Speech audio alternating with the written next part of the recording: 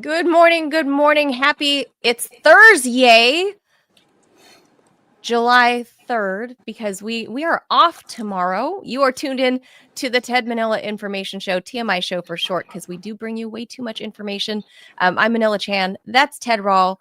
Today is the day before our nation's 249th birthday, Ted. So it is for us a Friday on the show. I heard next year Donald Trump was planning or is planning a major 250 birthday for America. I don't know what that means, Ted. Maybe some nukes shot off into the stratosphere, like space nukes. Well, Manila, you weren't.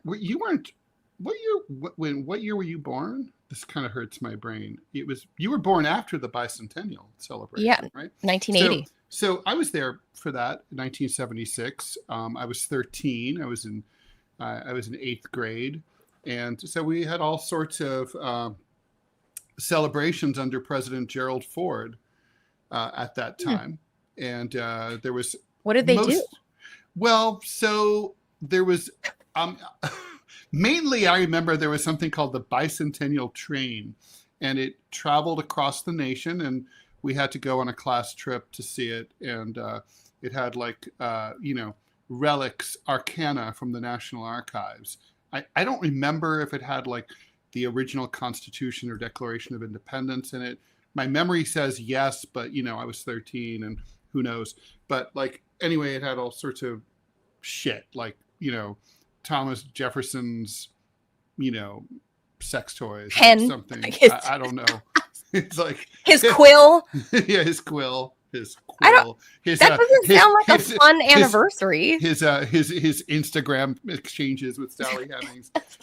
So I don't know. I mean, the point is, it had Americana shit, and that sounds boring. No, I mean, I think it was supposed to be a big deal. Oh, they issued a new quarter for the bicentennial. There's this, if you look at you can still get them. They made a lot of them. So in your change, sometimes you'll notice the bicentennial quarter. I think I've seen that. You have 100% seen them. And then, so next year that I looked into this a year or two ago. I was like, how come we haven't talked about this? In the 70s, there was a lot of anticipation. Like, it's coming. The bicentennial is going to be a big deal. But it's next year, and nobody's really talking about it at all. But I looked, and there is already a terrible logo that's been designed for America 250. Atrocious. I mean, it might, I don't know, if they got Steve Bannon's niece to do this in Canva or something. It's atrocious. Oh my God, Ted. We've seen some of the stamps. I don't know if we've ever covered it on the show, but I feel like you and I have talked about it before and exchanged images of some of these terrible stamps for different anniversaries that they've published that are just horrible in design. So I don't know how the United States government picks their artists to do official things, but I gotta say, Ted, the quality control is way down from I mean, no, 100 years ago. I could talk about this for hours, this topic. I'm a graphic artist, and people can criticize my work all they want, but I mean, there's no denying that graphic arts produced by the U.S. government have gone to absolute garbage. Go look at say any currency from say 100 years ago or 150 years ago. Oh my God, they're beautiful. And you look at the $20 bill today, it is a piece of garbage. They literally didn't hire a graphic artist to design it. Their only consideration, I read about this, was anti-counterfeiting measures. And it looks like it. It literally looks, it's a retarded $20 bill. Our money looks crappy. We have the worst looking money. Burkina Faso has better looking money than we do. That was not the way it used to be. And then stamps. This is I think tells you everything you need to know about what happened to the United States government. So 100 years ago, there were they didn't really do commemorative stamps. They did square little tiny squares for each denomination. So there was a 1 cent, a 2 cent, a 3 cent, and so on. Like, let's say special delivery, which they had back then, might be 13 cents. And then, like, you know, if you had a package, you used stamps, right? And so you had to have them all sorts of denominations so that they could add up to, you know, the proper weight postage of the thing. Yeah. Right. Yeah, because they didn't have like the thing the sticker that back then that we do now. So anyway, they had all these denomination stamps. They were all in the same series. They were all engraved, and they were always usually just the bust of a president, right? Like, there's James K. Polk's head or whatever. Okay. And there's just an engraving. Now, back then, they paid a graphic artist in the 1920s or 30s $100,000 in money at the time to engrave that. Now, and it shows because they are beautiful. And then, conversely, about 15 years ago, to show you where we are now, the Forever stamp that had this head of the Statue of Liberty on it, someone eagle-eyed said, that's not actually Lady Liberty. That's the Statue of Liberty from, I know you know this story, Manila, from New York, in Las Vegas. The casino. So, and how did this horrible thing happen? It happened because they bought the USPS, paid $8 to a clip art service, a photo stock company for the art. They like, we're not even going to bother to hire a graphic designer. So, oh my God. So they could have done a better job if they'd sent like a tourist out on the Staten Island ferry to take a picture of the of the Statue of Liberty, but of Lady Liberty. I mean, it's the Statue of Liberty. She's not obscure or rare. There's she's lots not of hard to get. No. So yeah, she's a slut. She's easy. So the point is, so anyway, they did this, right? They admit that it's a fuck up. Now here's the real coda of turddom that has become this country. Like, they didn't scrap it. They didn't recall it. They didn't recall it. Well. In the old days, they would have shredded the entire run. It would have become, the surviving ones would have become incredibly valuable collector's items, right? It would have been an error stamp, and they would have scrapped it and started from scratch, right? No, not only that, good enough. Not only did they leave them in circulation, they reprinted them at the way they were with the wrong image.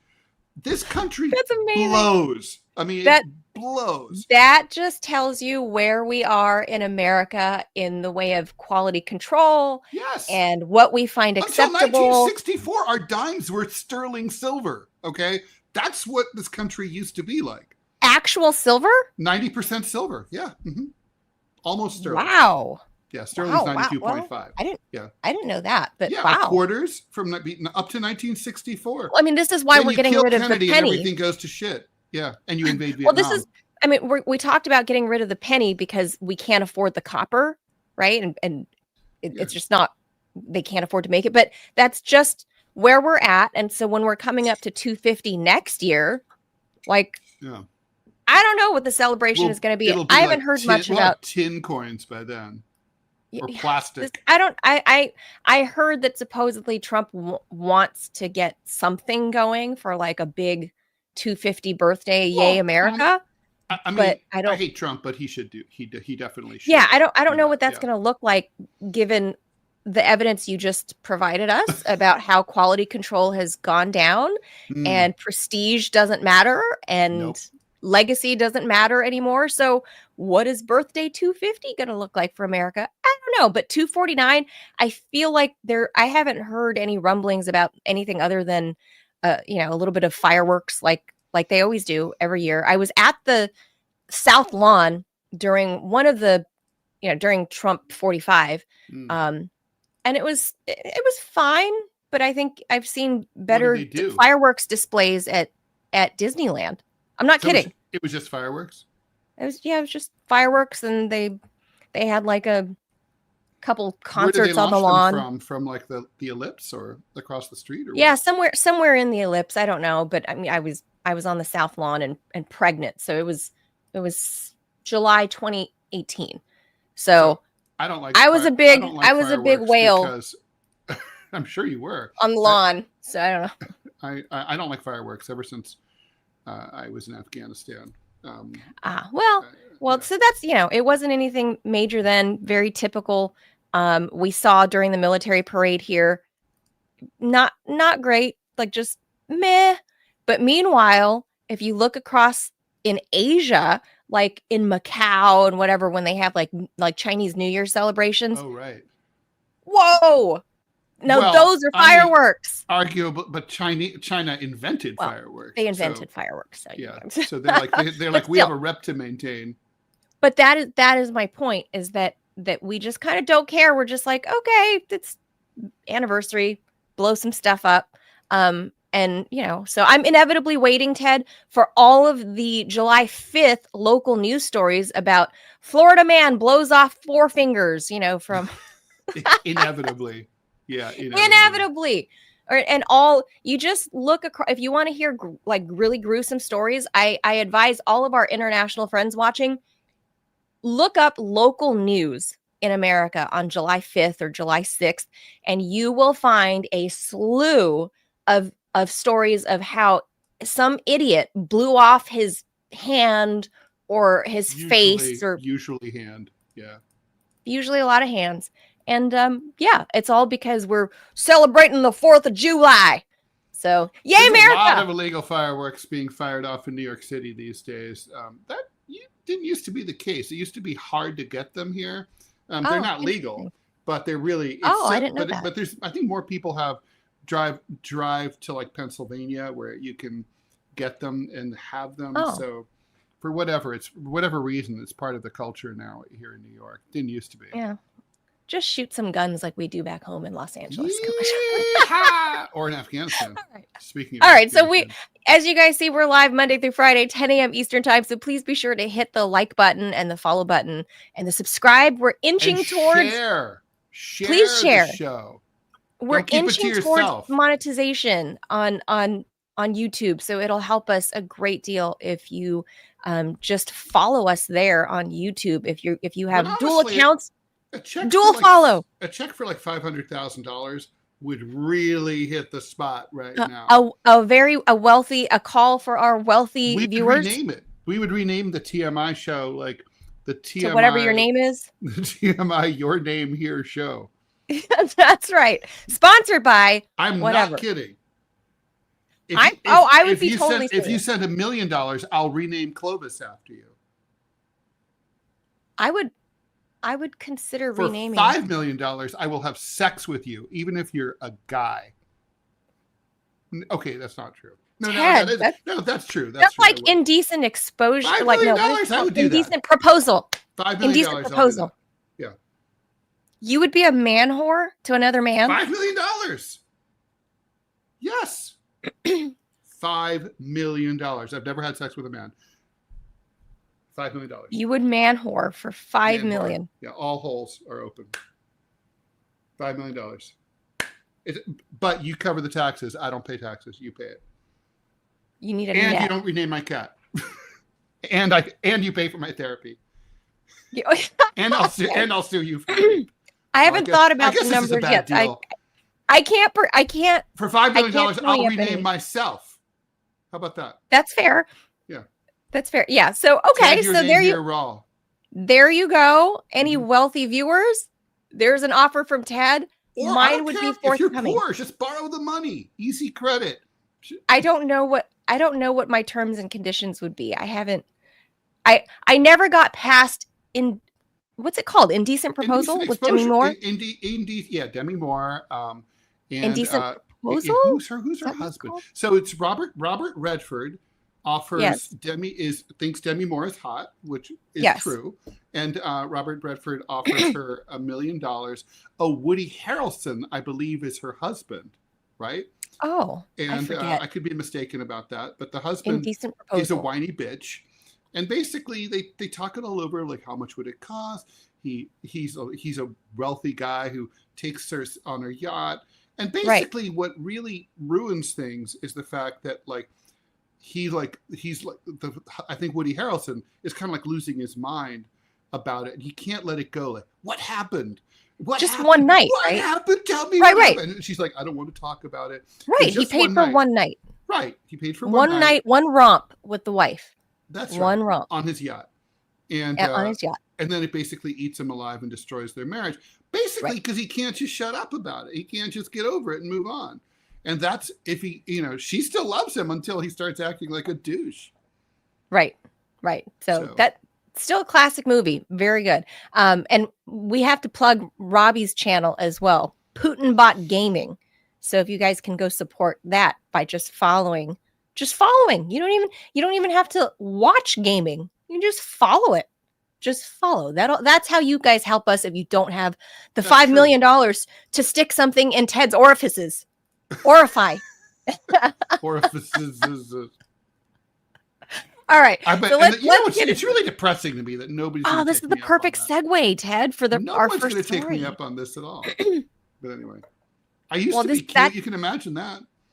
This is the perfect segue. All of these, sticking things in orifices into our first story. So I'm gonna go ahead and hit the jaws, and we'll get to the news.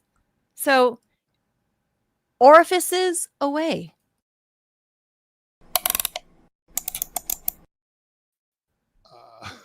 Believe it or not, I need a second here to pull it up.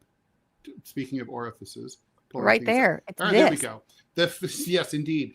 The trial of Sean Combs ended yesterday. Puffy, Diddy, whatever his name is, was acquitted of racketeering, conspiracy, and sex trafficking. Those were the serious charges that he faced. However, he was convicted on 2 counts of transporting hookers to participate in drug-fueled sex marathons. Whenever I hear drug-fueled sex marathon, I'm like, where was my invitation? Lost in the mail? Anyway. I don't think you would have wanted to be at No, it sounds this. It sounds ominous, actually, and a little bit terrifying. Anyway, even though Puffy and his lawyers were jubilant because he was acquitted from charges that could have sent him to life in prison, he's still waiting sentencing. He remains at the Metropolitan Detention Center in Brooklyn.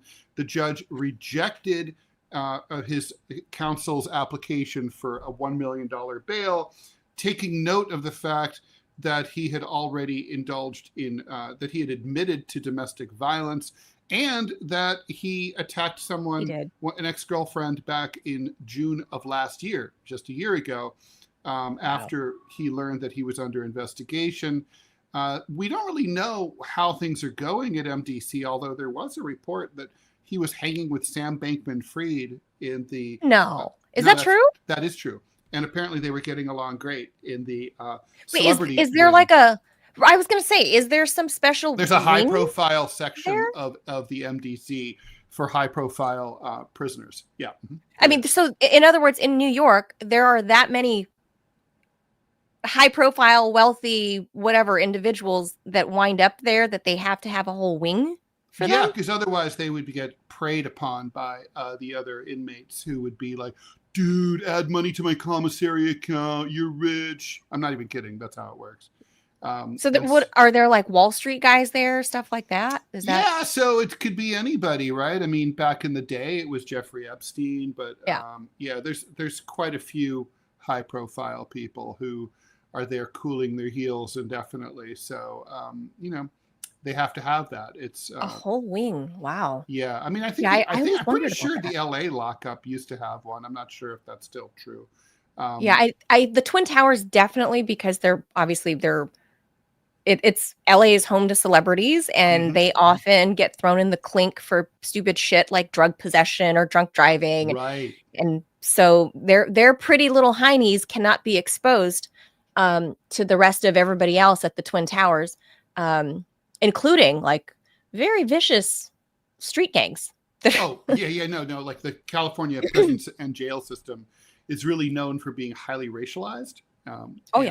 Everything is, you have to hang with members of your own race. And if there's a throwdown, you're expected to join your race. Basically, the whites are run by like white nationalist gangs. And so in this case, terrifying. In this case at Metropolitan, your own race is rich, right? It's more class-based. Gangs are just not nearly as much of a factor in New York as they are on the West Coast. Never have been, really. Oh, okay. Not that there are no gangs, but it's not comparable at all. Anyway, Judge Subramanian, I believe I'm pronouncing his name correctly. Subramanian? Subramanian, probably. I don't know. Subramanian. Said that, anyway, that there's a big gap between what the government and the defense view as an appropriate sentence. The government wants him to go to jail for 10 years and for each violation of the Mann Act. That basically is bringing a hooker across a state line. And that seems pretty daunting. But however, he's already served 10 months in jail, so that will apply towards his sentence. And also, it's a first offense. He's never been convicted of anything before. So under the federal sentencing guidelines, he's likely to serve considerably under 5 years. The best guesstimate these days is probably about 3 years, plus or minus a year, maybe, is probably what's going to happen here. So what happens next is he cools his heels there, knocks off a day at a time. Meanwhile, he's got a bunch of civil lawsuits to deal with. This is just like what happened with O.J. Simpson. So he's going to have to fight those off after Cassie, otherwise known as Casandra Ventura, sued him for $20 million that he settled and paid that off in just a day. There's dozens of additional lawsuits by people, probably some of whom may be legit, probably many more that are just like opportunists trying to shake down this very rich person who's down and out for some money. And also worth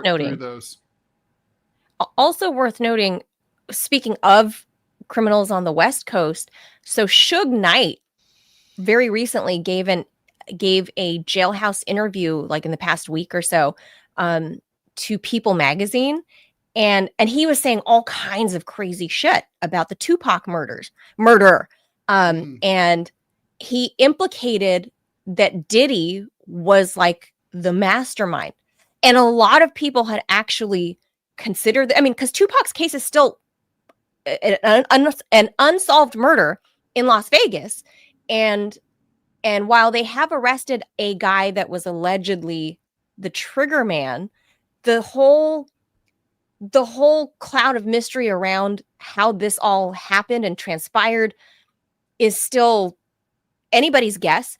But Suge Knight also implicated Diddy and Tupac's mom, his own mother. So I don't know if this is like a crazy man's ramblings from, the Twin Towers in Los Angeles, but Diddy's implicated in that as well. So I'm curious to see how that plays out. Like Suge Knight basically accused Diddy of being like the guy who planned it because, Biggie Smalls, Notorious B.I.G. was his dude, right? And there was a big beef between the two rappers. And this is long before, when Diddy wasn't the front man, really. Diddy was like the behind the scenes guy back then when Notorious B.I.G. was at the height of his career before he died in the mid 90s.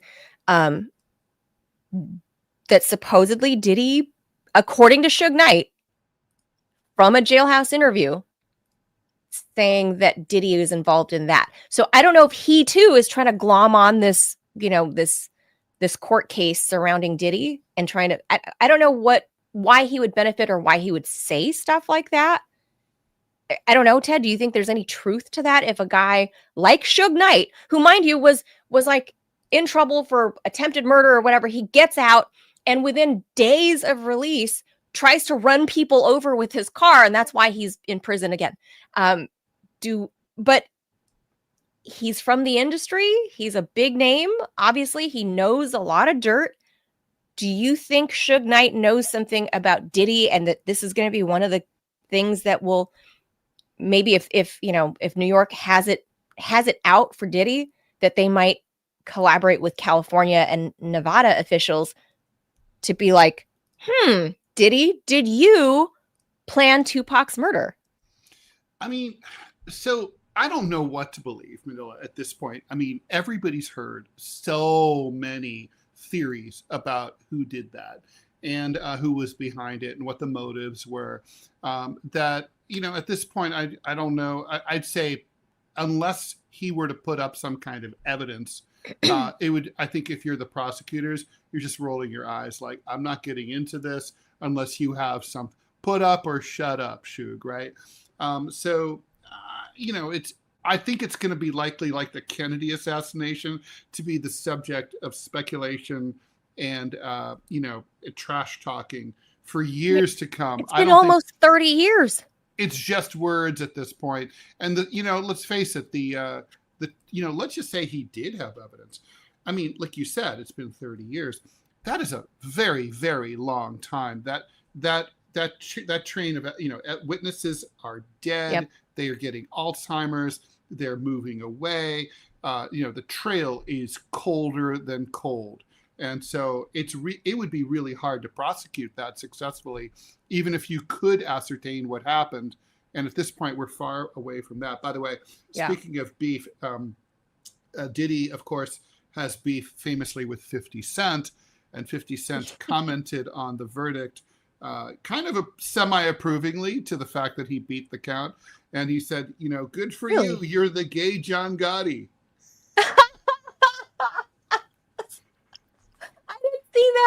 I did not see that. However, okay, look, this might be a really unpopular opinion, and I'm not, really into celebrity culture, and like I'm not a, it's just not my world.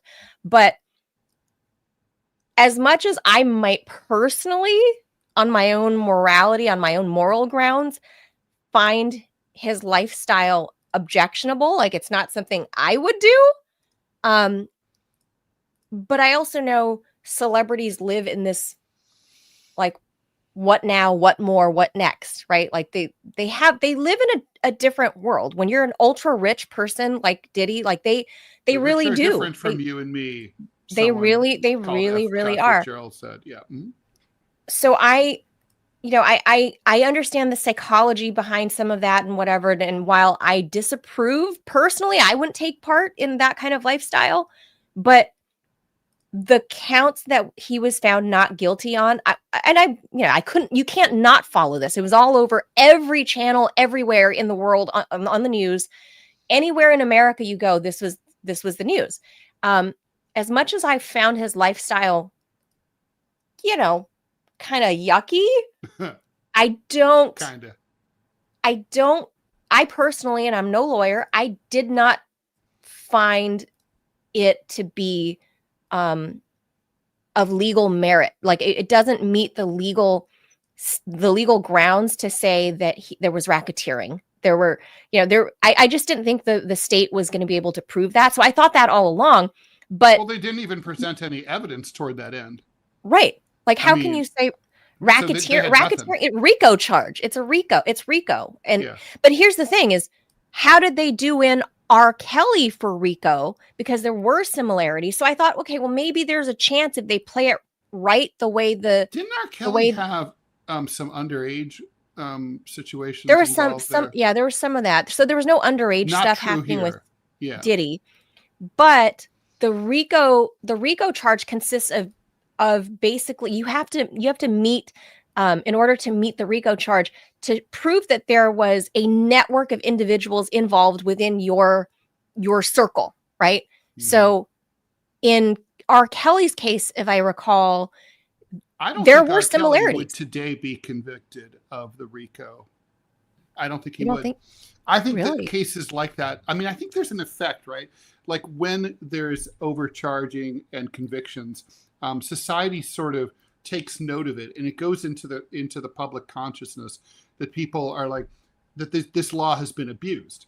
And so you end up on a jury and you're like, this is not like, it's kind of like, that happened before. And even if you're not thinking about it consciously, I think there's a general sense like there's so much overcharging. This is what the government always does. They're throwing everything at the wall to see what sticks. And there's a tendency to be like, yeah, we're going to look at the lower charges. I think that's really what I think R. Kelly would probably walk on those charges today. Do you think the jurors' verdict was right? I do. I actually do. I actually agree with them. So I think the jurors followed, yes and no. Legally, yes. I think they followed the letter of the law. But but I don't think they should have found him guilty at all. I think that prosecutors, they should have nullified on the 2 Mann Act counts. They should have said, fuck you, prosecutors. Stop overcharging, charge people with what they're guilty of, and leave it at that. We don't like the games you're playing. So I think I think this should be the law. I think this should be the rule. If you are charged with a whole litany of things, okay, so Manila, you're charged with, you robbed the bank. So they charge you with the bank robbery. But they're also when I drove away, I blew through red lights. Yeah, exactly. And you double parked in front of a fire hydrant while you were robbing took the handicap spot. Right. And it's like, if they decide that actually you didn't rob the bank, I think they should just automatically all the lower counts should go away. She didn't rob the bank. Oh, well, then maybe she didn't rob the bank, but she was driving by there on her way to Trader Joe's really fast, so get her on that. No. You said she robbed the bank.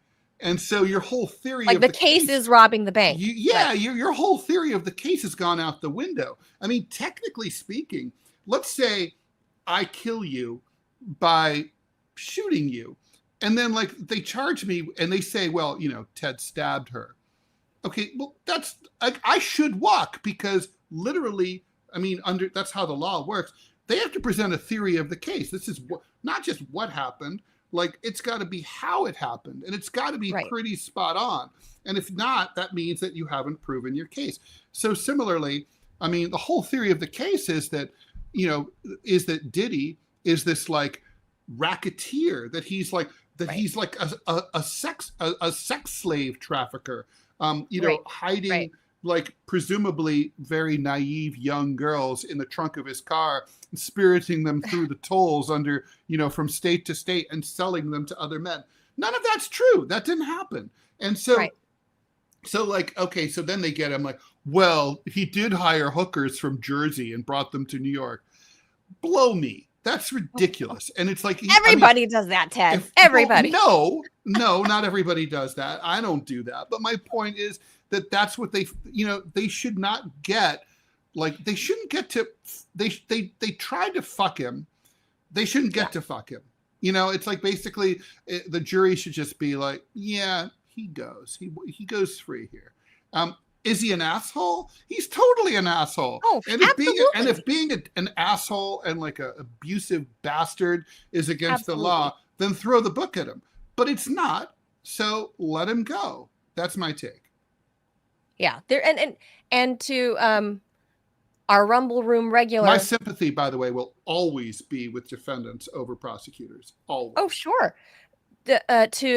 To Nerd in the Rumble Room, good point. What happened to all the hard drives and video taken from his homes in the raids? Remember all the accusations of powerful people being on video, Epstein style. That's true. Where are those? Yeah, what happened to all those hard drives? What I'm interested in is the overlap between the white parties and the freak-off parties. And there is overlap. So there's got to be. There has to be. That's just how these things work. I bet there are similarities there that they don't want to touch, with his Martha's Vineyard white parties every year, and very rich and powerful people that came to his parties. And to Nerd's point in the Rumble Room, I thought those were always in East Hampton. Oh, I don't know. I thought it was. Maybe it's the Hamptons. I don't know. Oh, it is. It is. You're right. Yeah, he was my neighbor. I saw him all the time.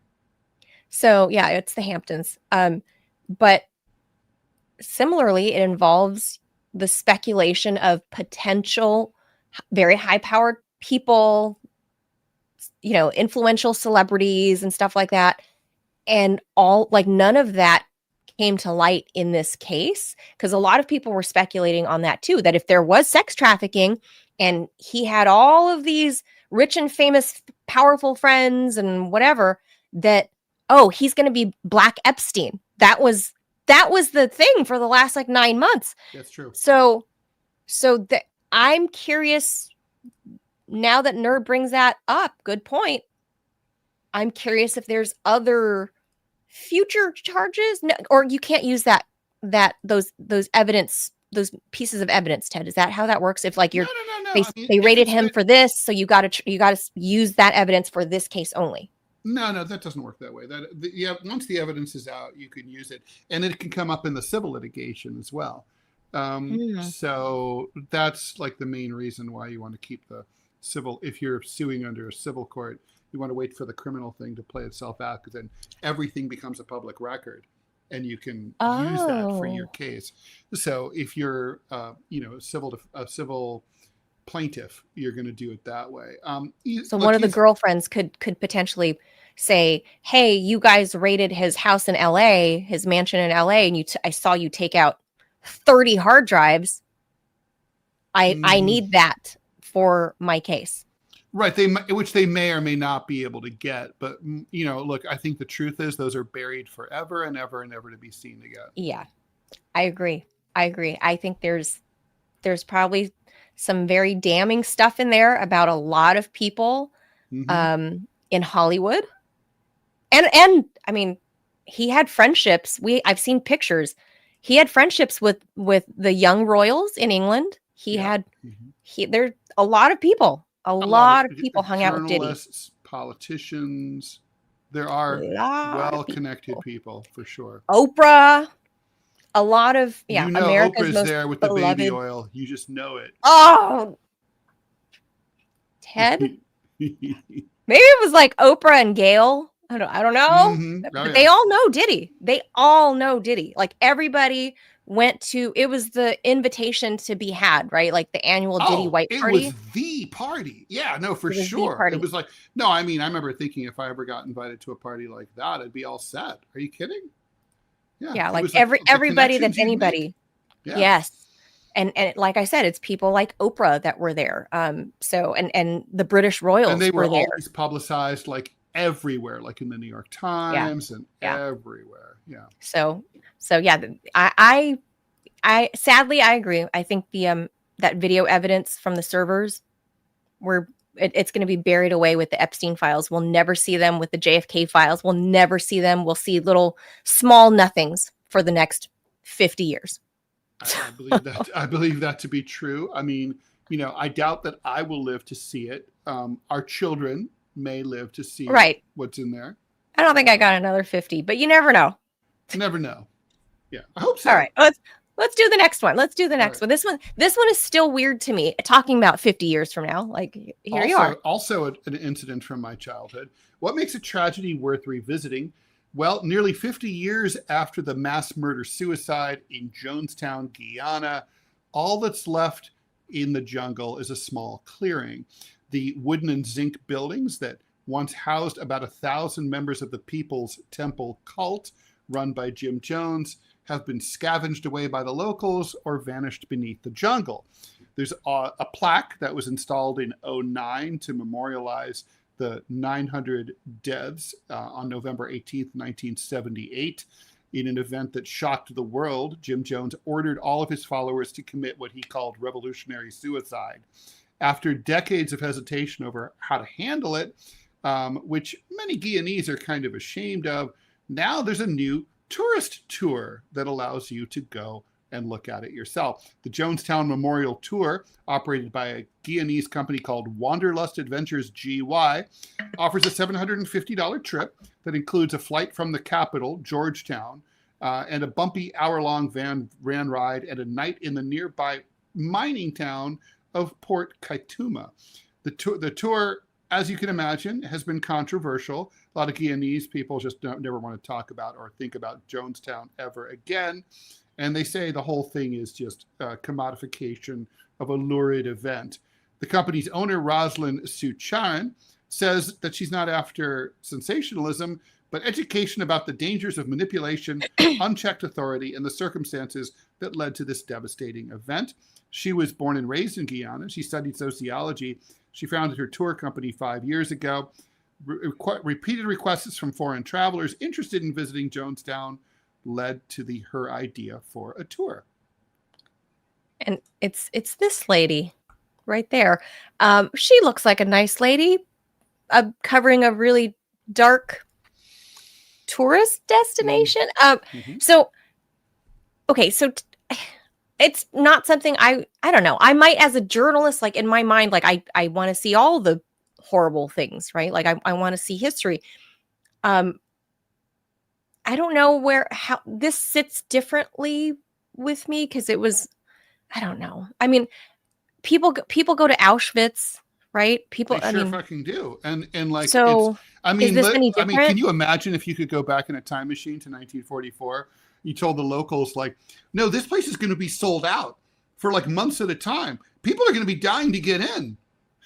Like, no, trust me, we'll make tons of money here. Like, I mean, people like the macabre. People like, going to Tombstone, for example, and like seeing where the shootouts happened, and I've done that.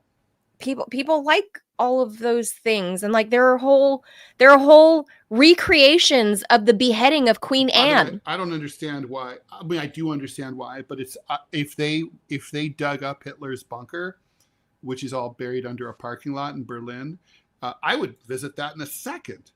It's premeditated. The guy had been ordering cyanide for a couple of years, and do you know how he managed to get his hands on it legally, Ted? No. Do you know how Jim Jones got it? He applied for his jeweler's license and got it. Oh, right. Because jewelers are allowed to own cyanide as a means to clean gold and other precious metals. So jewelers can get liquid cyanide. So for years, Jim Jones had been collecting vials of cyanide before he even opened his little Jonestown encampment. That leads a lot of people to speculate that he had been premeditating this for years. Well, I think certainly he was prepared for it. There's a big difference between saying, like, I'd like to have something just in case, versus I'm planning to do it for sure, right? I don't think we're ever going to know whether. Yeah, what a gruesome. I mean, remember, things sort of came to a head because when a California congressman came Congressman to visit, Ryan, Congressman Ryan, who back then his staffer, who is more, is she still a congresswoman? Jackie Spear. She was his staffer and went with him to Guyana. To go do this. But the other thing around the Jonestown massacre is that Jim Jones was paying like local guys to act like they were these forces that were surrounding the camp, and they were shooting rubber bullets into, just to scare, to psychologically fuck with the people. Yeah, like in the camp, to say, see, those people are out to get us. We're under siege. We're under siege. We got to stay together. And it wasn't true at all. So, but then when Congressman Ryan from California and Jackie Spear flew in there, because they were family members who were concerned about what was going on, and the People's Temple had been based in San Francisco, and so that's where a lot of the people, a lot of these were Northern California families, so the congressman was like, I'll go and investigate personally. So, right. So he arrives, and that's how that happened. And he arrives, and then it confirmed to Jim Jones is like, oh, Jim Jones, the jig is up, right? And it's all going to come out. So that's when it led to the massacre. It's just like, if you look at the video, I cannot believe, Ted, that almost 1,000 people did this. Like, how can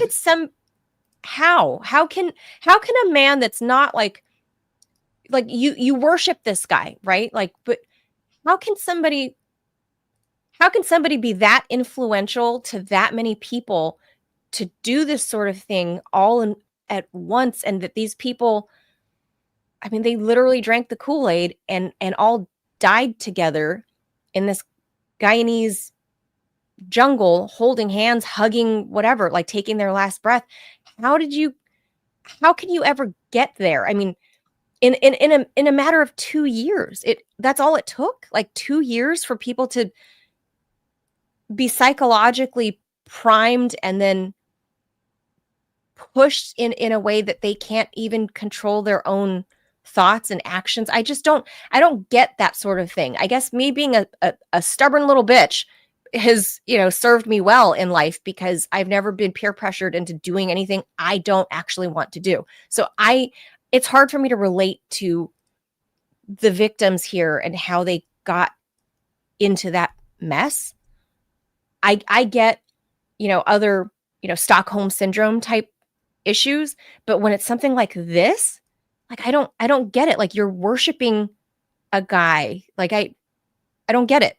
I don't get it. A guy, ultimately. Right. So I don't, like, did he say he was like Jesus reincarnate, or like, what did he say any of those things? This had a, I hate to say this because this does not make my political side of the aisle. This is not one of our finest moments, but he was a Marxist, and this was a Marxist. Well, was he really? This was a Marxist left-wing revolutionary movement, so-called, and it was meant to be. I didn't know that. A rejection and a critique of capitalism.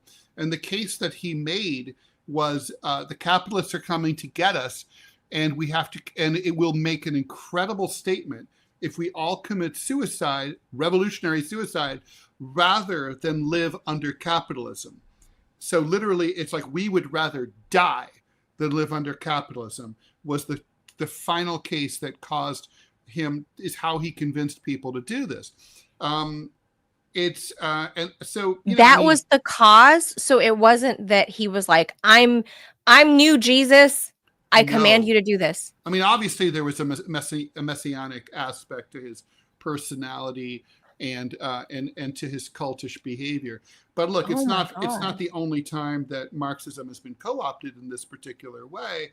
There's a political party called the Revolutionary Communist Party here in the United States that is currently run by basically as a cult by a cult leader. This guy, Bob Avakian, he's lives in Paris and basically runs the RCP as his own personal cult. There's been other examples of it. And of course, you could argue that Stalin was sort of had a try to establish a cult of personality in the Soviet Union. Mao certainly had a cult of personality in China. So it's not unheard of at all. Basically as someone who is on that side of the political spectrum, I can really see how you could, how capitalism really can drive you kind of insane. Because if you hate capitalism as much as I do, and you think it's inherently unjust and exploitative and brutish and brutal, I think it's easy to be like, God, like the grind of living under the exploitative, extractive, imperialist, racist, colonialist, like poverty growing system. It's like, fuck this, I'm out. So I think, and that's what made that they believed in the cause, that they were convinced that that's really what happened. Wow. I was always under the impression that it was like a messianic, like I'm new Jesus. That's the, I looked into this fairly recently. Actually my son and I were like on a road trip and we started like talking about it. And then we started digging and went down the rabbit hole. And that's when I started like reading some books about it. And, wow. Weird. Yeah. So weird. And we got to pause there because producer Robbie says we have a word from a sponsor. So we got to get to that.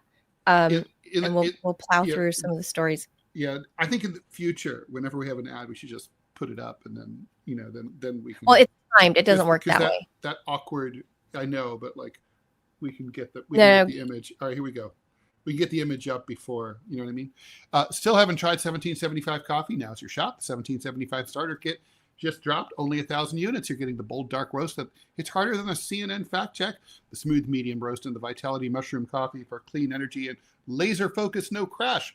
All single origin, small batch, toxin free and mold free. Plus, you're also getting a gold spoon clip because freedom isn't scooped with plastic. No, it is certainly not. A frother strong enough to stir up your coffee and your mother-in-law's political opinions, and a black 1775 tumbler that says, I don't take life advice or caffeine from a woke sea witch. $170 worth of coffee and gear, yours for $99. This is for the ones who have been watching 1775 blow up on Rumble, wondering if it's actually worth it. Spoiler, it is. Go to 1775coffee.com/studio and grab your starter kit before they're gone. Bold beans, clean fuel, and a morning routine that stands for something just like Rumble does. Start your day with coffee that actually backs what you believe. Excellent.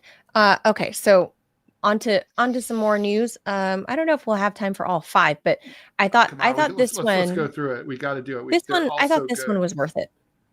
I thought this one was worth it. Here we go. Sure. Paramount Global, parent company of CBS News and one of the biggest media conglomerates in the U.S., has settled a lawsuit brought by Trump over a 60 Minutes interview with Kamala. The settlement comes after months of tension between the two sides, including the forced exit of the network's president by Paramount and Trump's threats to revoke CBS's broadcast license. Apparently, Paramount's going to pay about $16 million to Trump's future presidential library, not to Trump himself. Paramount said 60 Minutes will release transcripts of future interviews with eligible U.S. presidential candidates after they go on the air, subject to redactions as required for legal or national security concerns. The settlement doesn't include a statement of an apology or regret. In his lawsuit, Trump argued that the program producers edited portions of the interview that made Harris look bad out and edited to make her look better. To paper over Kamala's word salad weakness, CBS used its national platform on 60 Minutes to cross the line from the exercise of judgment in reporting to deceitful, deceptive manipulation of news. The lawsuit, which sought $10 billion and was filed in $10 billion and was filed in U.S. District Court in the Northern District of Texas, read, Paramount's currently working to complete a merger with Skydance, another company in Hollywood. That deal would be worth $28 billion. And guess who would have to sign off on that deal due to federal antitrust law for that deal to go through? I'll give you uno guess. The Trump administration. So therefore, they were highly motivated to settle this. I have thoughts. But Ted, I have lots of thoughts. Go. First and foremost, the statement from CBS, right, talking about how, in the future we're going to be super transparent and give the public a transcript, barring the redactions. We're going to have redactions, but barring those, the redactions are going to be of national security concern and things reasonable. That are whatever.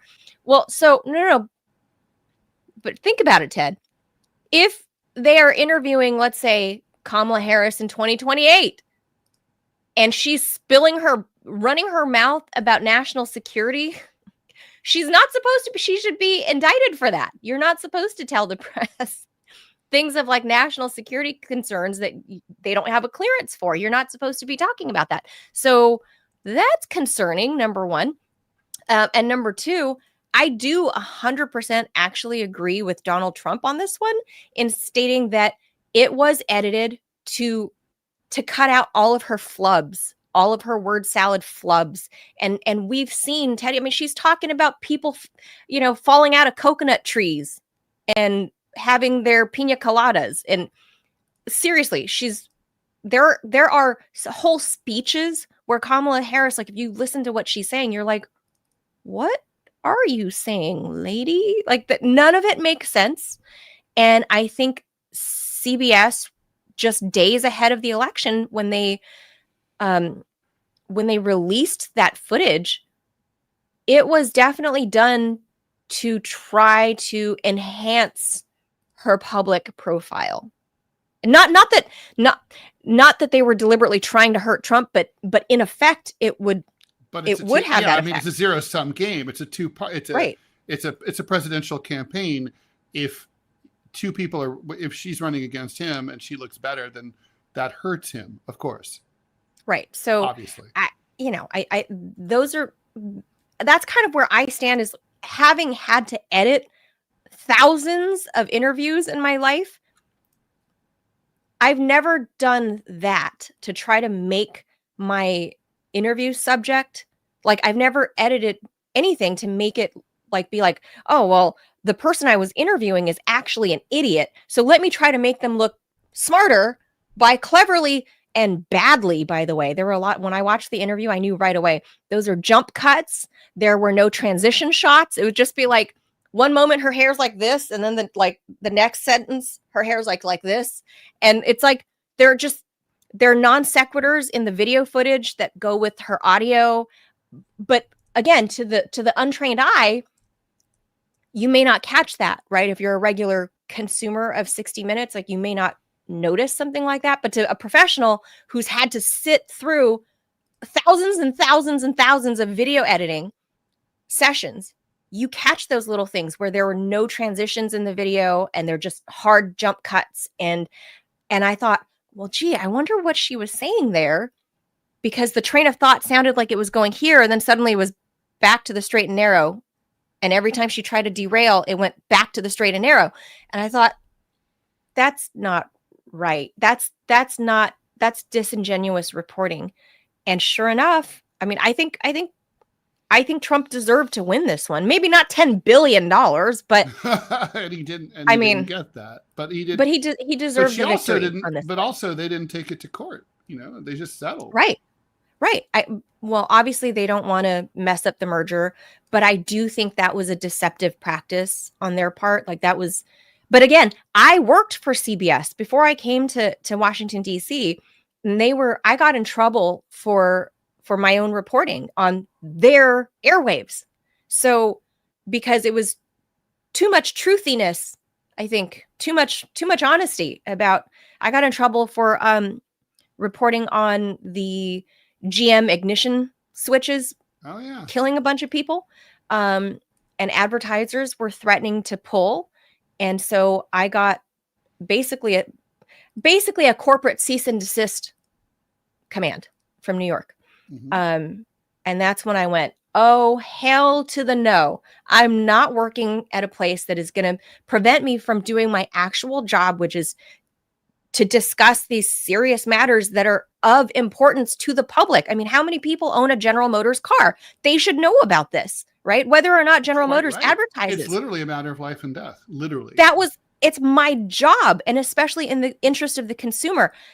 And here I am getting a letter to stop doing my job. And that's why I left the mainstream media after that, because I went, holy fuck. And now fast forward, here we are, 60 Minutes doing these terrible jump cuts with Kamala Harris. I went, yeah, I get it. I've been there. I've had some dealings with the mothership in New York, so I get it.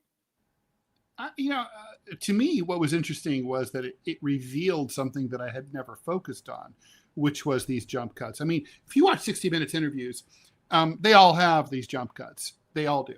And, I never really paid attention to it. It just didn't cross my mind.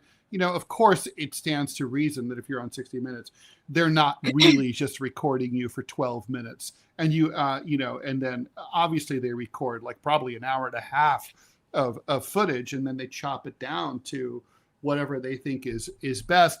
And I bet they were not even consciously. I mean, look, I've edited footage and I've taken out, or maybe more to the point, I've transcribed interviews, and I don't put in the ums or the uhs or people saying the same word twice. Sure. I want it to be simple. I want people to just read what the person had to say. I don't, the fact that like the person might not be the most articulate is neither here nor there, unless it's pertinent. Let's say you're trying to, you quote Biden, and he's all over the place, and you need, honestly, it would be wrong not to put all the M dashes and all the ellipses in all over the place, because that's kind of crucial. It's kind of a political issue that he has that issue, that he's not capable of speaking coherently. But generically speaking, if someone just says, they have a sentence and you can't have a pause, and you can edit it out, those sure. pauses and stuff. You can pause the dead air, and that's and that's totally acceptable in the world of journalism. But besides the visual jump cuts with Kamala Harris, some of the natural footage has been leaked. And if you rewatch the interview that their official one that they aired, it's not only a visual jump cut. If you listen to what she's saying, they are complete non sequiturs. The sentences are completely unattached to each other. They're completely non sequitur. And maybe they thought they could get away with it because she does say weird things. She's been known to say weird things. So maybe they thought they might be able to. You're saying that even in the interview, it was bad. Even after the edit. Even after the edited official interview that they put on air, it's not only visual cues to professionals that would catch it by looking at it. If you were just listening audibly. Suit? I mean, he did win that election. He already, right. Like why? Handily, why do you think he sued? I mean, he's such a sore winner, that guy. I know. Well, no, I think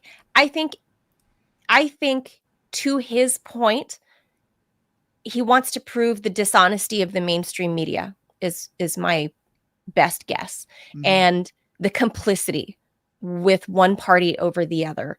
And for the most part, I think I agree with him on that. He's not wrong that that's a problem.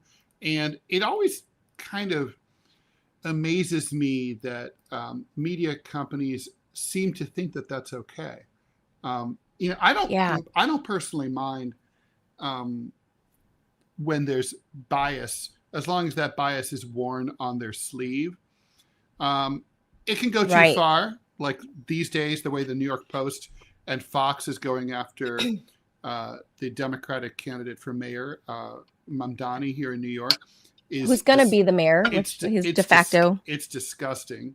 The de facto mayor. They're making so much shit up about him. It's ridiculous. Right. So that's the thing. Like at least Fox doesn't hide their bias. Right. You know where they're coming from. So right. It's as long as they don't make things up completely, which they have been about Mamdani. Like he's never said the phrase "globalize the Intifada" ever.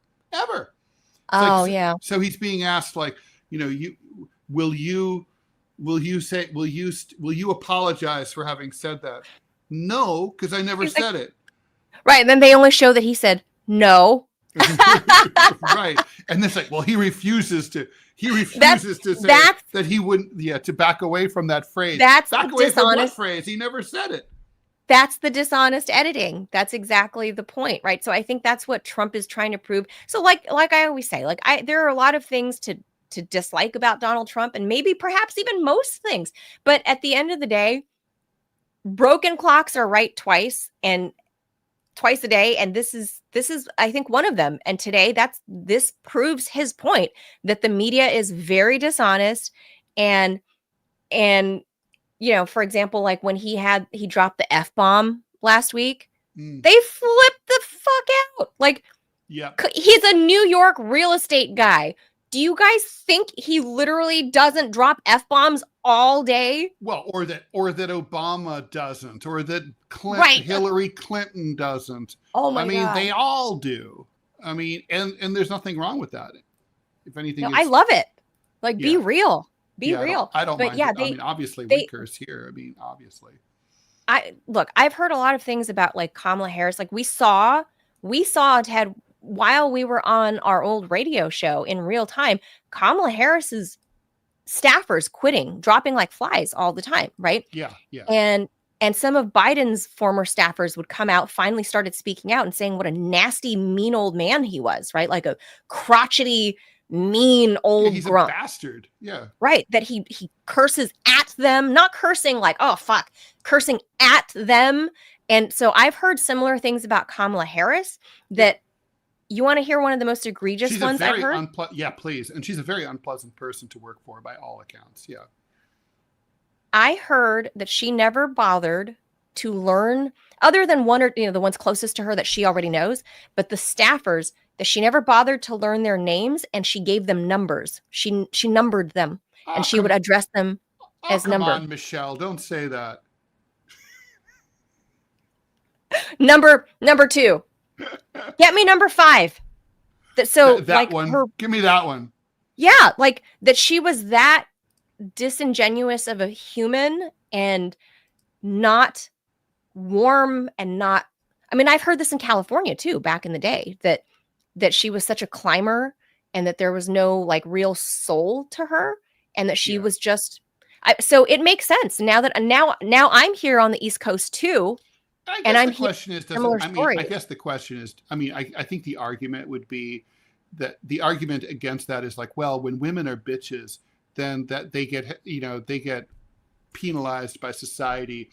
But when men are dicks, then not so much. But I don't think that's really true. I don't think people like male dicks either.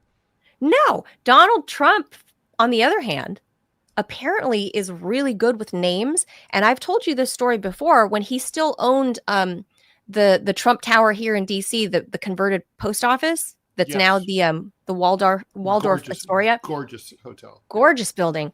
He did an amazing job. I mean, obviously he did, which is funny because he can, right? It's sort of like if he wants to. It was not in his typical gold leaf and whatever. This was a beautiful remod. So we used to go have drinks there, like Scotty Nell Hughes and I and a couple of our friends after work. We'd go have drinks sometimes just to like look at the architecture and the revival. Beautiful.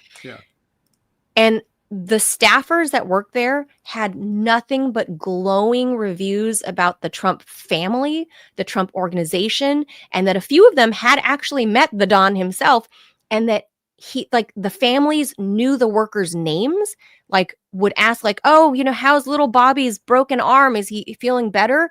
That all the Trumps are like that. They're actually really personable and get to know workers and staff. So I thought, wow, that's interesting. Whereas on the other hand, with Kamala Harris, with Hillary Clinton, I've known special forces guys. Bill is pretty charming. Well, that's Bill. I don't know if I told you this story. It might have been on another show. But I've met Bill Clinton 3 or 4 times, and did your panties drop? They did not. I was still this. He didn't pay the $5 million sex fee that operators are standing. Yeah, but I've heard that he had that effect on women. That women are just like, oh, yeah. As soon as but the point is that walked in the room. But the point is, it was incredible because it was a huge group of people. It was at a journalism convention. I hadn't seen him for 10 years, and I had met him under a completely different context when I was working in banking, and I went to visit him when he was governor of Arkansas. He immediately he was like, Ted Rall. It's like, how's the cartoons going? Wow. And he remembered. That's a skill. Yeah. And nobody. That is a skill. He just remembered me. It was crazy. And that's a skill that his wife did not have that. And Kamala Harris certainly did not have that. Not many people. And I've heard from special forces guys about when Hillary Clinton was Secretary of State, and what an awful rude bitch she was to these special operators in Iraq, in Afghanistan, when she'd go on her visits over there, and that Hillary Clinton was incredibly rude, and just she treated these highly trained, skilled soldiers, right? She talked to them as if they were her bellmen. One of them I know told him, get my bags. What? Yeah. And here he's armed, he's a special forces guy. So he's armed to the teeth. And she's like, you get my bags out of the car. And that he was just he was literally stunned. He's like, the fuck? Yeah. He said, for the first time ever while I was in uniform, I was stunned. My brain didn't know what to do. Yeah. Because he's like, well, she's the Secretary of State. Do I do that? Am I supposed to do that? Yeah. How does that work? I'm armed right now. What?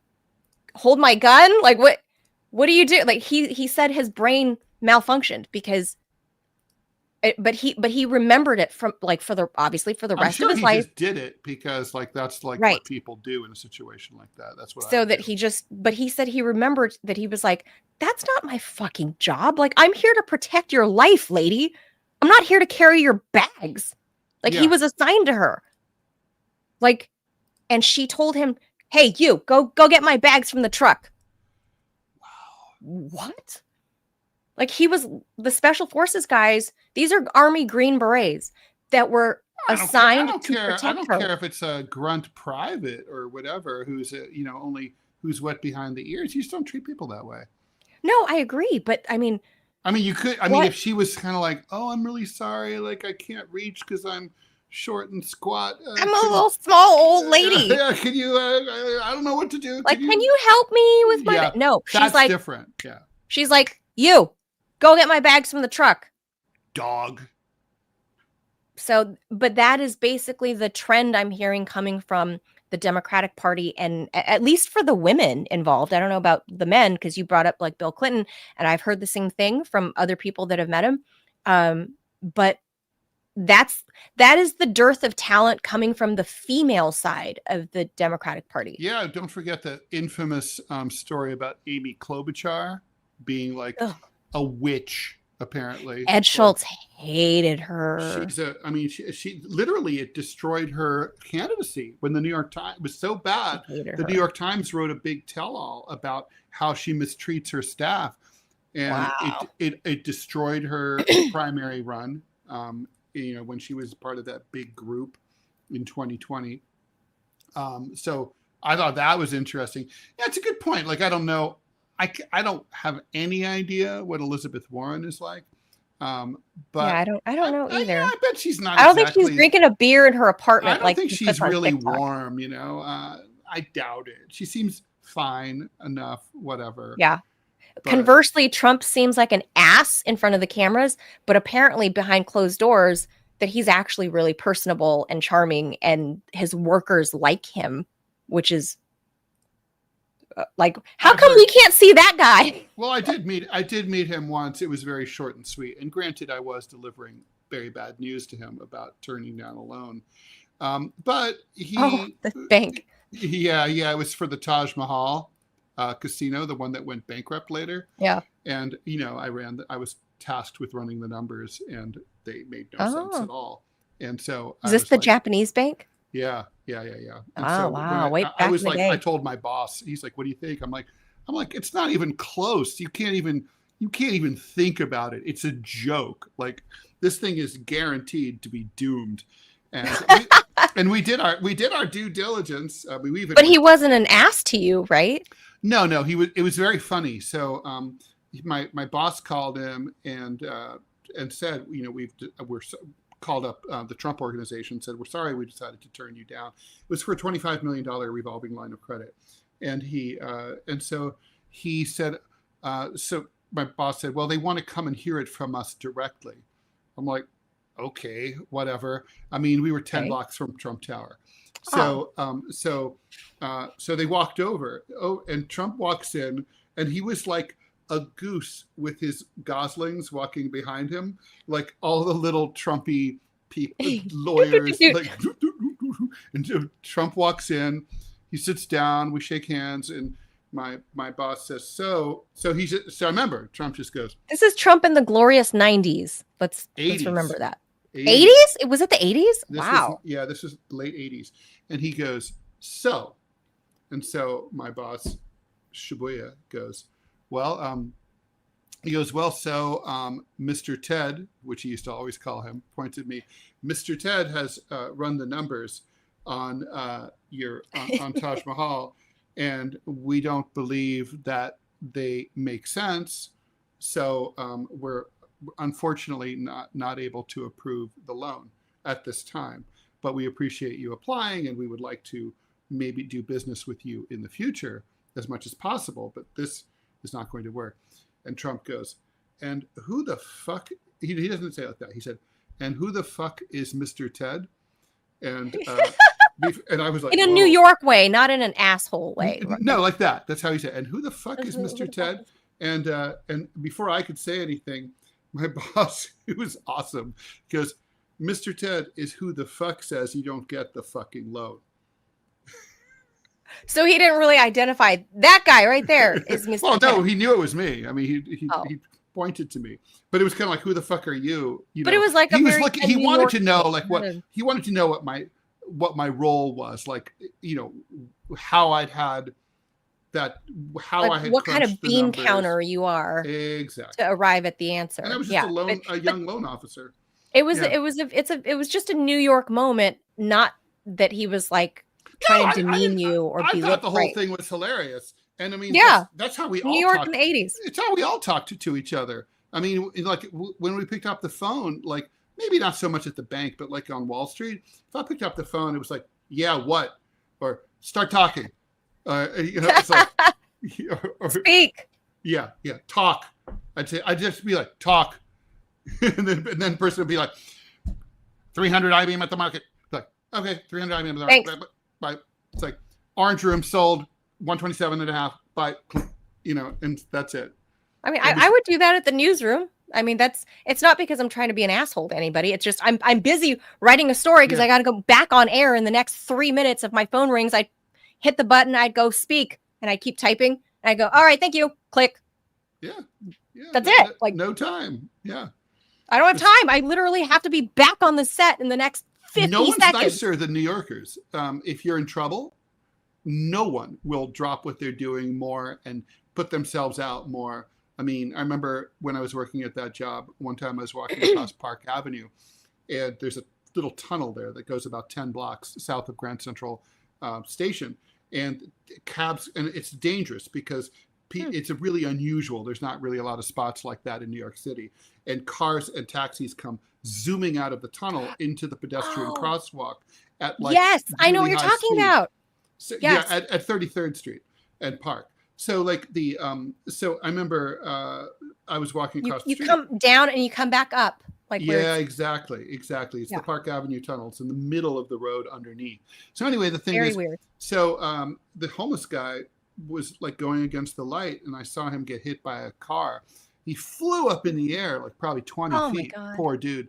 He comes smashing down. It's like I remember it was a hot day. It's full of business people. I was wearing a suit. We're all wearing suits. Man, I was so proud of being a New Yorker. Like, everyone drops what they're doing. It's construction workers, cops, guys in suits, ladies in suits. Like, ladies in the street like waving traffic away and telling people to go around. Other people are running to the payphone to call 911. So kind of like what we saw at 9/11.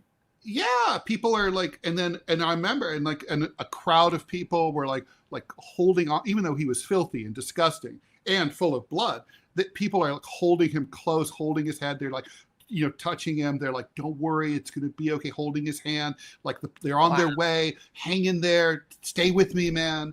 I mean, I don't know if he made it or not, but the point is, it was like, the city went from cold to warm in 0.1 seconds flat, and that's how it is here. Right. And that's just kind of the New Yorker thing. And so back to the point of the whole, why we were talking about that is like Californians, on the other hand, are what Kamala Harris is supposed to be. A California girl. The Northern Californians are Northern Californians. I'm SoCal. They should recruit like, chill, dude. They should recruit from Northern California for like Guantanamo torturers. They'll find really good ones there. Because the culture is mean. San Franciscans very different than SoCal. Mean. Now the only exception is like Oaklanders. They're pretty cool and nice, but generally speaking, North they behave a certain way, and Southern Californians we're just kind of like whatever. Like, hey man, what's up? Just like And they will help you. Nice, a little bit shallow, but it's okay. Yeah, shallow, but they'll at least like not drive over you if your body is in the road. Which San Franciscans will do, and they'll yell at you as they do. Like, you fucker! What are you doing there? Kamala Harris is from the North, Ted. Just saying. All right. She's the devil. Well, all right. Shall we do another one? Yes. All right. This one's quick because it's just yucky. This one I'm gonna love. I love this one, and plus it's news you can use. Blood-sucking ticks that trigger a bizarre allergy to meat are exploding in numbers and spreading across the U.S. They will soon cover the entire eastern half of the United States and infect millions of people. Here in New York City, if you live in the countryside, according to the authorities, you have a 100% chance of being bitten by a tick this summer. What? That is correct. Lone Star ticks have now taken advantage of rising temperatures by the human-caused climate crisis to expand from their heartland in the southeast, where Robbie's from, to areas previously too cold for them. As well, in recent years, we can find Lone Star ticks in New York and even in Maine, and now they're moving west. These are unusually aggressive ticks. And so basically what happens is if you get bitten, you can get an allergy that will make you allergic to red meat, highly allergic. You'll break out into hives and you might even die of a heart attack. It's called alpha-gal syndrome. There were only a few dozen cases back in 2009. Last year, there were 450,000. The exact number of alpha-gal cases is unclear because the data collection is patchy, but probably there were many, many more than 450,000 last year. According to the CDC, 110,000 cases were documented each year since 2010. Real numbers is it probably closer to 450. Anyway, it doesn't cause an immediate reaction, unlike, say, peanut allergies, when you get the symptoms a few hours afterwards.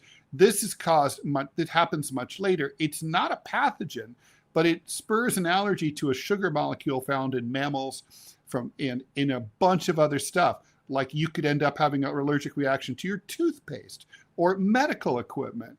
And so it can get better if you're no longer bitten by more ticks. But if you get bitten by more ticks, it can get worse. So it's very confusing and very rough. And this summer is going to be rough. The ticks are rampant this year. I've pulled 10 ticks off me this season alone. It feels like they are uncontrollable at the moment, says Heather O'Brien, horticulturist in Roanoke. She has alpha-gal. They're so disgusting. I'm not afraid of a lot, but I'm afraid of ticks. In 2019, she suffered full body hives and struggled to breathe after eating a pork sausage. She didn't know what was going on. It was terrifying, she said, but it almost killed me. She now avoids anything involving mammal-derived elements like toothpastes and even toilet paper due to adverse reactions. She also can't eat dairy. Lone Star ticks are aggressive and can speedily follow a human target if they detect them. They will hunt you. They are like a cross between a lentil and a velociraptor, said Sharon Pitcairn Forsyth, conservationist who lives in the Washington, D.C. area, Manila. A particular horror is the prospect of brushing up against vegetation containing a massed ball of juvenile Lone Star ticks known as a tick bomb that can deliver thousands of tick bites at once. They're so tiny you can't see them, but you have to take it seriously or you'll never get them off of you. Look on the screen. She now carries around a lint roller at all times in case she gets attacked by a tick bomb. For scale, that's how teeny tiny they are. They're very it's small. like the tip of a pen. Mm-hmm. Like literally like a ballpoint pen tip. And I mean, relative to a dime. Holy moly. I mean, I'd read that this year something about ticks and this weird allergy before, but I hadn't followed up. And I read that broadly across the United States, it's a lot more rare in California. Ticks aren't a problem in SoCal. Yeah, you guys have other things like brown recluse spiders. Yes. I was going to say we have great spiders and snakes.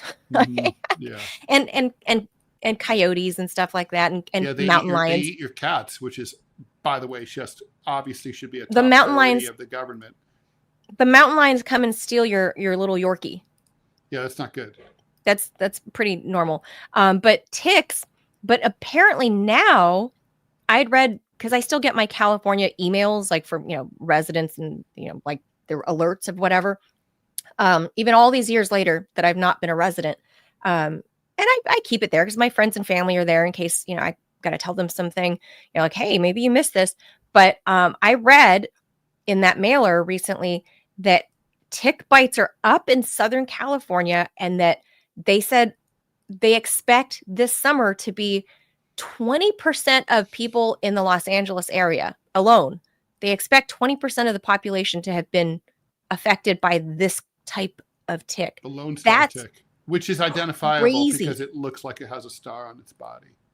Like By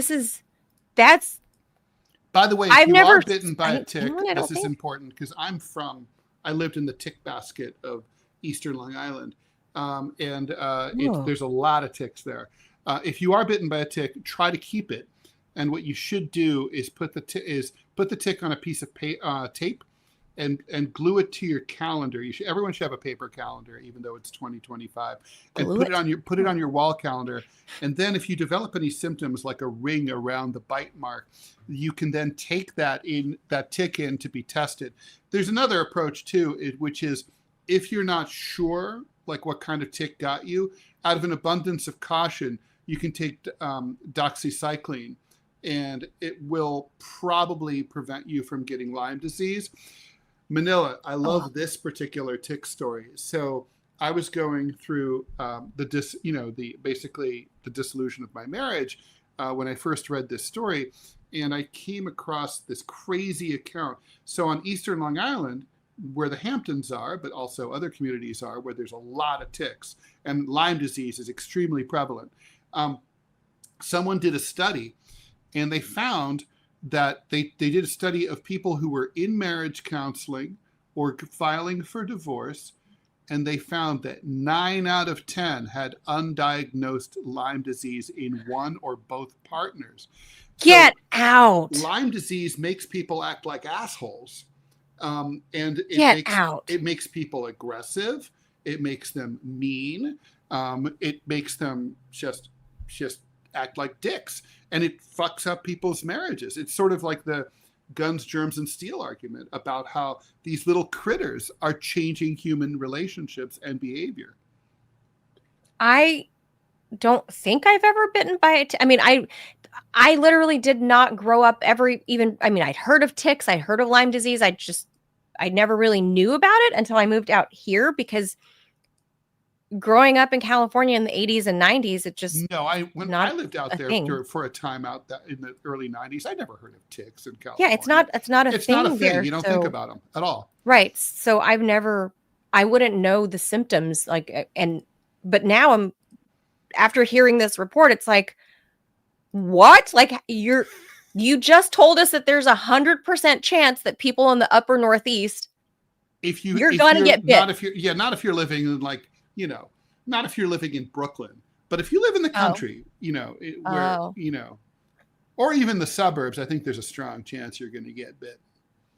Oh, because of the grasses, like they're in the grasses and they're in the grass, trees, and these Lone Star ticks. It's like the article said. They're interested in you. They're coming for you. Most ticks, it's just random. It's like Predator. They have like digital AI vision. They're like beep beep beep beep beep. Yeah. They're like, I'm going for that. Yeah, I do. I knew someone who was attacked by a tick bomb, and he almost died. Never heard of that on Long Island. Yeah, I've never heard of any like a tick bomb. Like now, I'm gonna have to look into that. It's a problem. So obviously, let me tell you, terrifying. you can spray. I'm against this generally, but if you live in the burbs or in the country, you can spray for ticks. The spray company will usually DEET? They come in professionally. It's not DEET because DEET. This is like, you can do that. It will help, but the best thing is to have a service come to your house if you live in the burbs or in the woods. Have them spray. They'll usually want to do it like every month, but honestly, like just do like half as many services as they say, because otherwise your whole place is completely toxified. And it also gets rid of most of the mosquitoes, which is kind of nice. So, I'm a mosquito attractor. Yeah. You and me both. Just eaten alive. But anyway, we should probably leave that there. And before we go, Ted, we have another sponsor. All right. It's kind of funny that that's the way it is. All right. Thank you, Robbie. Please. Wait. Okay. Wait. Yeah. Is this it? Okay. All right. Yep. Okay. If you're looking for a great place online for news, discussion, and entertainment, then check out Truth Social. It's Donald Trump's social media website. You'll get breaking news stories and commentary from top media figures like me, Ted Rall. If you'd like to see Trump's legendary Truth Social posts, then get on Truth Social today. Join a growing community of patriots like me, Ted Rall, on a free speech platform designed to avoid censorship and cancellation by big tech. Make your voice heard. Join the movement. Join Truth Social. All right. Thank you under for attack listening to that ad. by ticks. We are. That is the truth. Our nation is under attack, Ted. Yeah. Before the nation's 249th birthday, we're going to be done in by ticks, and all of us we're going to be allergic to meat. Ted, I'm going to start the conspiracy. I got it. Ready? Okay. Lone Star ticks are put out by Anthony Fauci in order to do the WEF's dirty biddings by making everybody not eat meat. And so you can't eat meat because you're allergic to the meat from the Lone Star tick bites. And this is how it gets everybody to be a vegan. Vegan, yeah. By the way, I would hate to be allergic to meat. I mean, I love meat. I love meat. I'm an enthusiastic carnivore. And I try. What do you think, Ted? What do you think about my tinfoil hat theory? It's funny. We think alike. I had thought something similar. I did feel like it's a bit like a conspiracy. And if everybody's just allergic to meat, then we all go that way. Then we don't eat beef anymore, and we don't need, the big farty cows. We don't. That's true. It fights climate change, right? Like maybe the Lone Star tick is part of the big biopharma green movement. Could be. Well, I'm just going to blame Anthony Fauci. Just in my tinfoil hat theory. I'm going to propagate that. I hate these like people like Dr. Pat and Anthony Fauci and Elon Musk, all these people who kind of like look nice and they have pleasant faces and kindly smiles. I want my villains to look more like more obvious. Dick Cheney, who that was such an obvious like. Yeah, he's like this guy's a dick, right? No question. He doesn't hide it, right? You don't look. Yeah. Well, yeah. Anthony Fauci is like this little old Italian doctor. Yeah, he looks so kindly. Like this. Right. He looks like this cute little. But how could anyone that short be a bad person? Right. They're usually like little hobbit people are usually like friendly and kind. Yeah, that's right. They don't kill beagles. No, not so much. Kristi Noem also hurts me. I mean, I know she's more hot than nice looking. Well, she doesn't look kindly. She just looks like a hot chick with crazy eyes. But she doesn't look. If you see her, you wouldn't think that she's dangerous. That she's evil? Well, that she's dangerous. That she's psychotic. That she's coming to kill us all. I mean, like what? But that's the truth. I don't know. I'd have to think about that one. But she does have the crazy eyes. If you look at her pictures, she does have crazy eyes. It's true. She has the crazy eyes. Like there's something in there that you're like, oh, like if my son were to bring that home in the future, I'd be no. Like, would you under what circumstances mom does not approve. Would you veto your son's dating choices? Say again, would I veto what? Your son's dating choices. Under what circumstances? Like what kind of is there any circumstance like let's say tranny or let's say corporate Democrat or all of those things. No, it's the totality of the person. But first and foremost, if the girl's got crazy eyes, so I have crazy eye detector. You'd have to explain crazy eye to your son. Yeah. Oh, I will. There's the hot crazy scale. Mm-hmm. Yep, I remember that. Mm-hmm. So if it doesn't balance out, like if she's crazier than she is hot, that's an easy out. Bye. But also, I think Kristi Noem is very hot. and yet crazier than she is. And very crazy. So where's the Yeah. balance that she would be acceptable to be brought home? And this is all hypothetical, of course, because she's, married and whatever. But she also allegedly had an affair with Corey Lewandowski. Oh yeah, no, that seems to probably be true. Yeah, probably. Yeah, but so whole point is you too possibly could bring Christy Noem home. I guess is my point. God forbid. But I would warn my son of the crazy eyes, no matter how pretty she. Also, if she's like Christy Noem in that she's running around playing cowboy, wearing hats and 6-inch heels, and she's caked on with makeup, like I would not want my son to date a woman like that. Skank, qu'est-ce que c'est? Yeah, I would not want my son to date a woman like that. Like, makeup is great. Like, even plastic surgery, great. But I mean, if she starts veering towards, a little too much, I would be like, yeah, no. Yeah. So let's say 20 years from now, niet means niet, son. And that is the red line, is if mama's met millions of people in my career. I know the crazy eyes. What about big age gap? Like, your son's 25, girlfriend is 60. The Macron approach. Oh my word. So she's like my age. Yeah. And older. Like my age. No, if she's like my non-existent sister. I would not love that for my son to bring home someone old enough to be his mother. Mm-hmm. But would you veto it though? Like, your answer is niet. No, I only have a hard niet for, I know crazy when I see it. And I know crazy chicks when I see it. 99.9. I failed once in my judgment of someone once, but I've otherwise been correct pretty much since elementary school.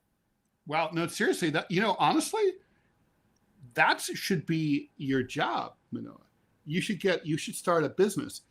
Crazy skank detective app. Like, I can detect. Give me 30 minutes with a woman. So like, could you do it from a video? Like, if you had a video of the person talking for say, I think so. 15 minutes. I had this radar ever since like middle school when the kids start, boys and girls start being interested in other boys and girls. And I knew there was a girl, I'm not going to name her, but I knew we will call her Christy we'll call her Christy Noem of Whittier. I knew in 6th grade when I first encountered her, she was very nice to me, but I knew I didn't want to be like a personal friend of hers other than knowing her at school. I knew she had crazy eyes. Like crazy. Lady. We were 11. This girl had crazy eyes. All right. So what happened? I got to know. There has to be a denouement. So by eighth grade, she was skanking around, like doing very, very mature sexual behavior in 8th grade. Mm-hmm. By the time she was like, I don't even know if she ever got through high school. We went to different high schools, but we're talking face tattoos, neck tattoos. Oh, wow. Like, just face tattoos. Bonkers. Like, I just can't, we don't have time to get into it. But my point is, by the time I was done with high school, looking back, and I was like, oh, how is, Whittier's finest Christy Noem? She grew up to be exactly what my estimation was in 6th grade. Really? Wild, like arrested for multiple, like robbery, like just crazy. And she was hot. She was a pretty, very pretty little girl. I remember her being a really pretty girl. And as we got older, she was still pretty, skanky, and the presentation, very, very ghetto, but she was always really pretty in the face and had a great figure when we grew up to be adults, but batshit, crazy. And I saw it in 6th grade. Well, multiple stories like that. That is a service I would pay for. I could use that in, it could be you could use that in business. Like, oh, I'm thinking about partnering up with this person to open a store. I'm going to if you don't mind, I'm going to upload your video up to Manila's company. It could be a good, and she's going to give me a full eval. It's like, oh, is this person on the crazy-o-meter from 1 to 100? There's just a vibe. I'm good at vibing. I'm good at, like, especially, and that helped me a lot when I was on the field as a journalist, like who to approach for sound bites, the subjects of my interviews, like politicians and whatever. Like I just knew I knew which men were going to be the creepy congressmen. Like, who's going to talk to you? I knew. It's just one of those things. I think you're born with that sort of sixth sense. And with the girls, and because I was like friends with a lot of the boys, I warned many of the boys, and every time your girl Manila was right. Don't date. I told you not to date her, and now you have herpes. Well, in fairness, herpes is extremely widespread, so That's just like the milder part, but you get my point. But yes. that is one of the first and foremost I would rule out immediately for my son is if I saw crazy eyes in the girl, bye-bye. All right. Bye-bye. I think that's a surprising, but I think I think I'd be more open to everything else. You could be a sweetheart and have face and neck tattoos. There are other things involved. Really? Obviously. See, I think face tattoo is a bit, I don't know if it's a deal breaker, but it's got to be close to a deal breaker. I mean, face tattoo it's a fad right now. Extreme. Ted, your son's generation, like they're right now, the Gen Zers, they do that shit. They have like girls are getting like star tattoos on their like framing their face. Yeah, like it's so cute. Look at my tattoo. Like, do it. That's why I say when I say face tattoo, I don't mean like a big, Nazi logo on your face. Yeah, or the tears. Yeah, it's not that. It's not like the Mexican gang, like 3 dots. It's not that. I'm talking about girls are literally now getting stars and like, oh, look at this cute little heart I got right here on the side. Or like, like a mole instead of like a beauty mark, they're getting like a heart or a star. Yeah, it's a thing. Oh, yeah. Face. So when I say face tattoo, I mean ask your son. Ask your son. I swear this is a thing. I'm gonna ask him after this. This is a thing with his generation of Gen Z young women. Like this is a thing. So that's why I say I don't know what I can't predict because my son's only 6, but let's say 15 years from now, I don't know what the social norms are going to be like. That's a good point. These things do change all the time. So I don't know. But all I know is the one thing that doesn't change, crazy eyes. All right. And with that, we should probably go. Yes. Have a great 4th of July weekend to our international friends. I guess you're stuck working on a Friday. Thanks for tuning in, everybody. Have a wonderful 4th of July here in the U.S. Do not get bitten by the Lone Star tick, because then you will be part of the WEF plan in order to make us not eat meat. That's Turn true. You all soy boy. Soy boy. Never heard that one. You don't know that one, soy boy? No, never heard soy boy. It's a thing. It's great. It's one of those, doesn't it encapsulate everything perfectly? It's perfect. It's perfect. It'll turn you. Don't get turned into a soy boy with your Lone Star tick. I like any expression whose meaning is inherent, is prima facie understandable. Right. Yeah. The Lone Star tick bite will turn you into a soy boy. So don't get bit. Have a wonderful 4th of July, everybody. Thanks for tuning in. We'll see you Monday. Adios, Ted. Bye. Adios, Robbie. Make sure you guys check out his channel too, Putinbot Gaming, on YouTube and Rumble, and hit the subscribe button if you guys haven't already. Thank you guys. Adios. Bye. Bye.